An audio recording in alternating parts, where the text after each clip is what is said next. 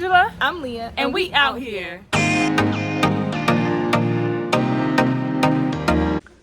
Alrighty, so here's the door as soon as you walk in. Got the sink, the mini fridge.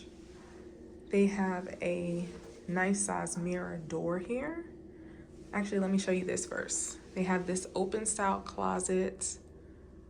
They have a Keurig style tea and coffee thing, a safe, some storage areas here, open storage.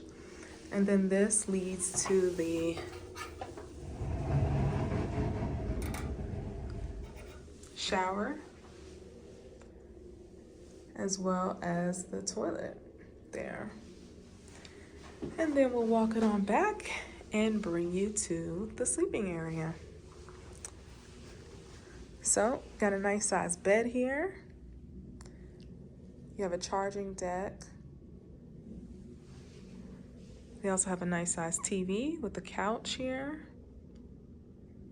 A desk to work if you have anything to get done. A lamp right in front of the window. This is our view. It looks like we got the view of a parking garage here. And we can take a look out this window too, see what it's giving. There's that. And to my understanding, Aloft allows dogs to sleep for free. So you have that as an option as well if you rent here. It is good if you don't want to pay extra fees for your pet and you travel with your pet. Oh, did we miss something over here in the corner? An iron and an ironing board here. And then this is the shower area. This window thing on the other side is the shower. I wonder if that thing, if that stays dark or if it comes up. Let's see if there's like a, let's take a look.